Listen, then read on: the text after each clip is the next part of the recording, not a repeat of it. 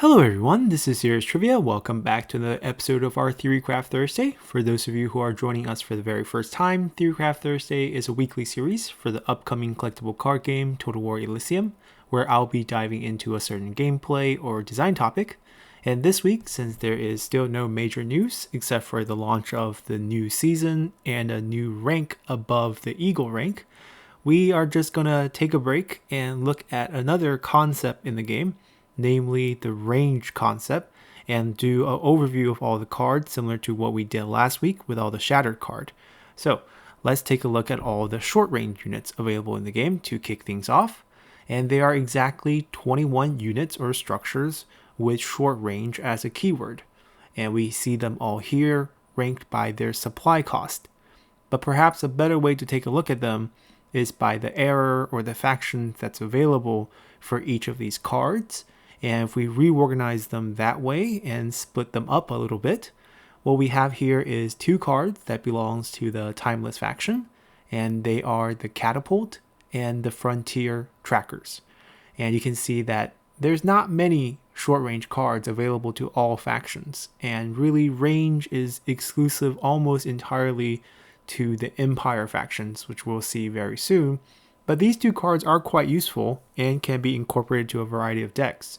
Catapult has the additional keyword of stun, so it's a keyword heavy card with very little stats for what it costs. It costs 2, gives you a 1/1 unit, short range, stun, and also has a keyword of artillery.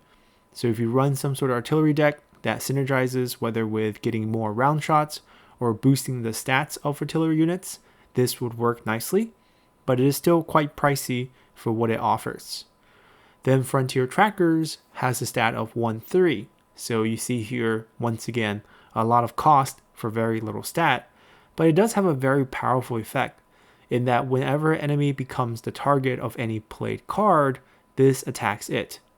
So any sort of target ability or target cards, whether it's event or unit, this will be able to tag on 1 additional damage to it, assuming it stays a 1/3.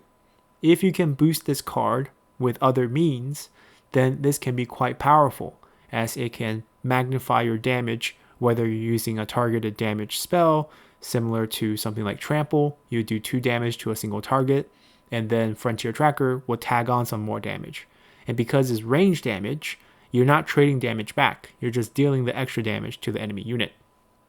Then moving on, we also have 2 cards for the Ancient Era, and they are the Slinger and the Mongol. And the Slinger is actually quite powerful because it's a 1 cost 1/1 unit that has short range and fast. So it got a lot of keywords for free, especially if you compare that to Catapult, which cost 2 for 1/1 without fast, but did pick up stun. But still, it's a much slower curve when it's 2 cost versus a 1 cost. But once we return to the Mongrel, we will see that the stats once again skews to the lower end. It costs 5 for 3/3. You do get the additional keyword of artillery, but unfortunately there are no artillery synergies within the Ancient Era. So the artillery is pretty much non-existent here, and you're paying a lot of cost for just a 3/3 short range unit. And then finally we get to the bulk of our discussion, which are the Empire short range cards. And there are 8 of them. And you can see here we jump from Ancient to Empire because there is actually no short range medieval cards in the game. And in the Empire, we have a variety of choices. We have the 1 cost 1/1 short range citizen soldier that gets the additional keyword of peasants. And then you have the Kurdish hillman, which has basically the same stat but carries the benefit of a daybreak bonus where it can become stronger during every daybreak or every 7 turns. So you're not going to see that effect trigger very often. Even if you're running a False Dawn type of deck, the reward is very limiting for what you get out of it. So these two are pretty interchangeable depending on whether you are playing a peasant focused deck, maybe with Maria with a lot of boosting cards for peasants, or Citizen Soldier might make more sense. Otherwise, the Kurdish hillman pretty much outperforms the Citizen Soldier in all situations. Then moving on, we have the Puckle Gun, which is a 2 cost 1/1 with 2 actions. So 1 extra action, also artillery. So you're getting a ton of keywords for this. It's very similar to the Catapult we saw earlier, except for having 1 additional action is way better than having stun. because if you boost this card with the +1/1 to all artillery cards, it becomes a 2/2/2 action card. Very powerful, because additional actions on range unit is very magnified, because you never trade your own health away, so you can very efficiently deal out your additional damage. Then we have the Bedouin Rifles, which is a 3-cost 2/2 unit that has short range and camouflage. So you're able to deploy this unit safely during the first turn that you play it, and you can choose when to activate the camouflage to deal damage. So it can be pretty powerful, as you can also boost camouflage cards among the French Republic cards. So there would be some camouflage synergy involved, and the fact that you can keep it safe also gives it a lot of value, since short range units or range units in general cannot retaliate on defense, so anything that hits them gets to hit them for free. Then we have Earthwork Battery, which by itself is a 1/3 structure that has short range, but it has the amazing ability to summon more foot artilleries, which is the starter unit for Napoleon. It's a 1/2 artillery short range unit whenever you summon another structure. So there could be some very cool combos with this. Stockade is the most common one.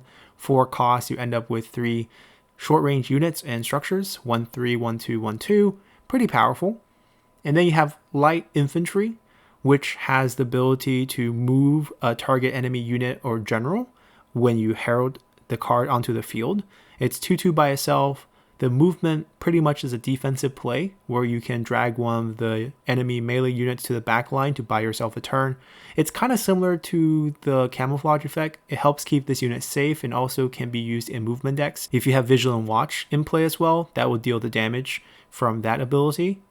And then we have a 4-cost 2/2 horse artillery. It costs extra for the 2/2 stat line because it's given fast and artillery as keywords. So oftentimes you see you're paying a lot of extra cost for these extra keywords. Then Star Fort here is a very powerful card. By itself, it's a 1/9 structure, so it's a very tanky structure with a little bit of short range damage, but its main job is to boost everything else you have by giving them +2/+2. And you can play multiple 1 because this is not a legendary card. And another thing you're going to notice here is there are actually no legendary cards in the game that has short range or long range. All short range and long range cards are at most epic, if not just common or uncommon. Then moving on, we are moving to the faction cards, starting with the Trojans, with Trojan Defenders and Trojan Wall. Trojan Defender is quite interesting. It doesn't start with short range, but it can acquire it whenever you play a structure, and it will only have short range on that turn, which is very similar to Trojan Wall, which will only have short range on your turn. So it's actually quite interesting because both of these will not lose health on the trades because they will transform back into a melee unit. So there's some value there. And Trojan Defender actually has a pretty decent stat line. It's a 1/5 unit with stun for 3 that has the ability to earn short range on turns that you want it to earn, and it can still bounce back to a melee unit during the end turn. As for Trojan Wall, cost 5 for 1/9, so the stat once again is very fair, but it's very low damage, but very high health. Both of these are very powerful, I think, especially if you're playing a structure deck, maybe with Priam. Then moving on to 3 Kingdoms, we have 3 variants of the Crossbowmen. We have the 0-cost 1/1 Crossbowmen with short range, which are often used for combo decks. You have the 4-cost 2/4 Heavy Crossbowmen that can gain stun when you mandate it, or basically when you target this with a event card or ability from a playable card, doesn't matter what, as long as it's a target effect, it will gain stun. And it's also short range, 2/4, 4 health gives a little bit of survival stat, but overall the stat is a little bit lower for its cost because it's 2/4 for 4. Without the stun effect being gained, essentially it's a bad card. But if you can gain the effect, then it could potentially be pretty good. And finally, we have the Repeating Crossbowmen, which is actually very powerful and often used for endgame combos to win you the game, where you can have this 1/5 Crossbowman that will gain additional action when you play it for each other card you played this turn. So very often you have Dongzhuo decks that save up a lot of supply catches or a lot of cheap combo cards. You throw all those out, you end with a Repeating Crossbowman, hide it with Conceal, or maybe use Strategic Triumph to gain another turn, or maybe even Ambush to gain fast. And then you have this card with so many actions, and if you can boost it with something like Well Drilled, it becomes a 2/6. And if you have, let's say, 5 or even 7 actions on this card, that's 2, 6, or if you have multiple will drill, 3, 8, you're going to kill the enemy general like that. So very, very powerful. Then moving on to the Viking era, we have one short range card in the Viking Hunters. And this card basically is a mini Lagatha. Every time you empty your hand, this will gain 1 attack. But it always only have 2 health, which makes this rather weak. And as we have noticed, the Viking faction in the medieval era is really not about range units, so it's the only card that we see here. And finally, we have a little bit more supplementary cards for the Empire factions, as we have the French Republic cards. Now, right now, French Republic and Empire means the same thing because we don't have additional factions. Once we do, these will be slightly more exclusive. And they're quite similar. You get a 1-cost 1/1 range unit that has camouflage. You have a 2-cost 1/2 unit that could be 2/2 if you have planned cards in your hand. So they're pretty fair value. And then you have a 4-cost 2/4 unit, very similar to the heavy crossbowmen we saw earlier, and has a daybreak effect here, where you get Palisade added to your hand. So if you're playing some sort of hand deck with Devol, or if you're playing structure combos with Earthwork Battery, this will work quite nicely. But the stat is not very high because you're paying extra for this effect.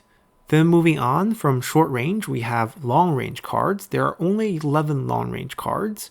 And once again, I have them here sorted by their supply costs, but we can shuffle them up a little bit into their various factions and time errors and then split them apart. And we have a more distinct look at what's available. And once again, you see that most of the cards are from the Empire era. But starting once again from the time list, we have the Simple Archer.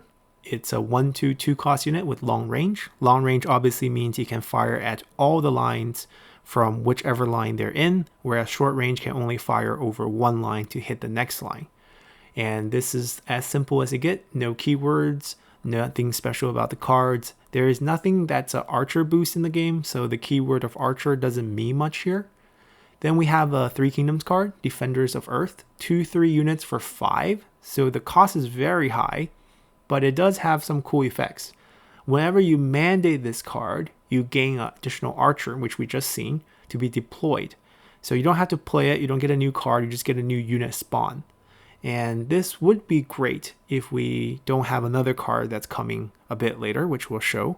But this value-wise depends highly on how many mandate cards you have running in your deck and how often you can boost that. Then we have 2 medieval cards, surprisingly. So before, in the short range, we had 0 medieval cards and only 1 Viking cards. Here we see 2 long-range medieval cards, and they're the Longbowmen and the Trebuchet. Both of these are actually quite powerful, and the stats actually okay.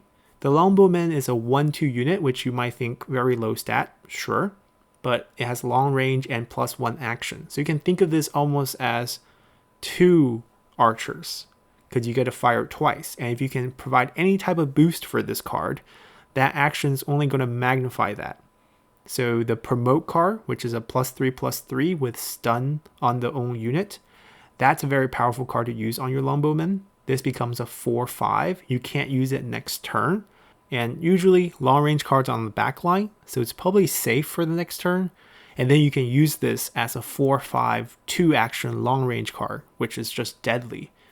And then Trebuchet, also very similar thing. It's a 2/5 for 4, which stat wise is actually pretty neutral. It's close to neutral if you consider long range. It has a little bit of punishment where it will deal 1 damage to any adjacent allies. But with many of the medieval cards like Friary, this sometimes can be a benefit. And if you have no adjacent unit, by having this just as the only unit on the back line, this would be a very powerful no punishment card. And you can also run the same Promote combo to make this a 5/8. That's very, very powerful. And then moving on, we move to the Empire cards, and there are 7 of them. We have the Howitzer, 3-cost 2/2 long range. So long range carries some extra value, therefore it costs 3. We see a lot of 3-cost 2/2 for the Empire faction, whether it's long range, whether it's short range, whether it has fast or what else. Other keyword that's added in here. Very simple stat line that you see very often. Then you have the Mortar for 3-cost 1/4. Stat-wise, pretty good. Long range, pretty good. Moves any unit attacked by this. So similar to the light infantry we talked about for short range, This is often used for movement deck when you have Vigilant Watch, and it does mess up the enemy front line because you force them to move back, which pretty much stuns them for the next turn because they have to waste the next turn moving back. You hit them again, they never get to attack. So it's almost like a stun effect, but even better because you force a move, which could also synergize with other things like Vigilant Watch. Next up, we have a Rifleman. It's a long range 2/2 for 4 with camouflage, which keeps you safe. And at the end of your turn, if you force the enemy unit to move, as in with a mortar, this will gain 1 attack forever.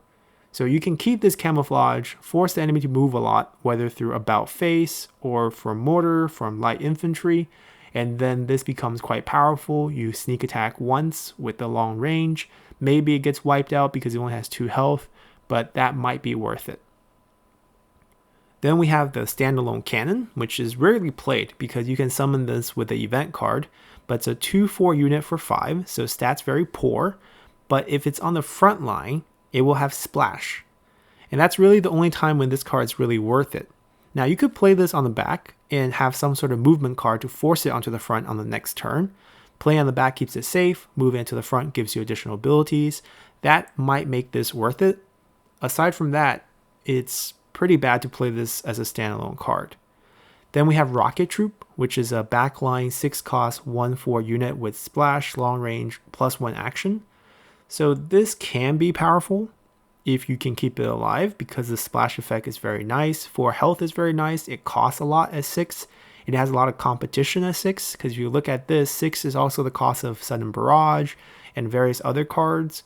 And Ship of the Line, 1/8 long range, gets you a round shot after each attack, can also compete with this. But finally, we also have another splash attacker in the Admiral's Flagship. It's an epic card.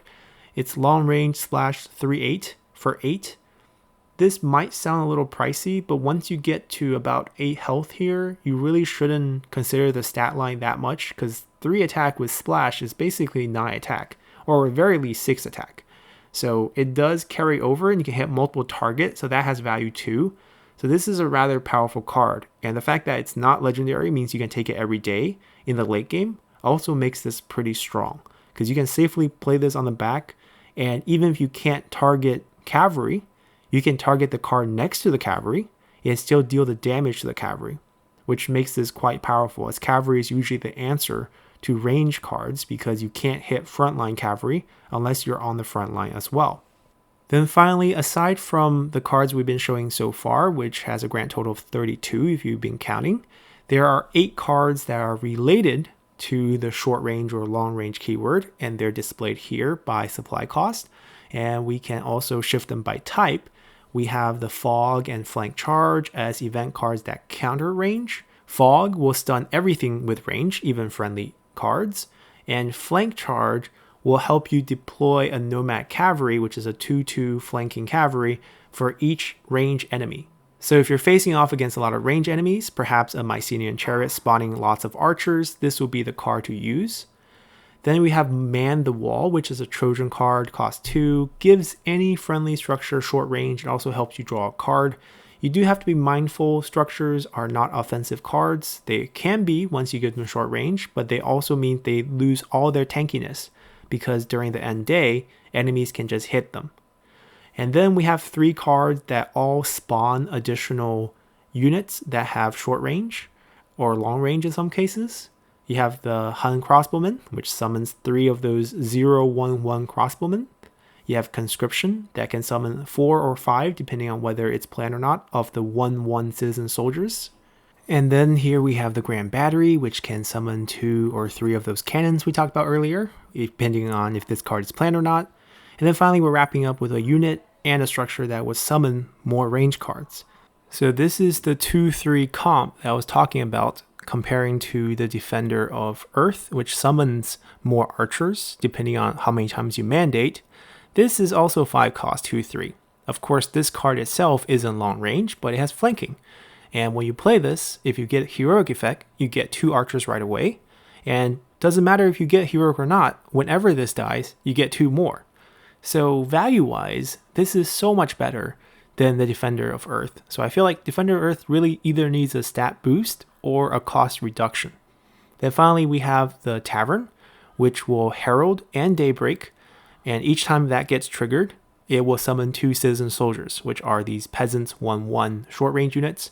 They're really just used for numbers here. If you're playing a peasant deck that you can boost, whether with Star Fort, whether with Polish Legion, whether with something like the Guillotine, which you deal damage based on how many citizen soldiers you have, because in that sense, you can get the Daybreak effect that adds at least 2 damage each day, because this will trigger, assuming this is played to the left of the Guillotine.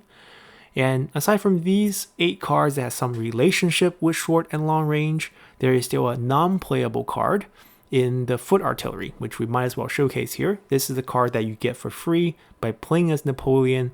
Strangely enough, it's an Empire card, even though Napoleon would be a French Republic card, and it's only given to Napoleon for free.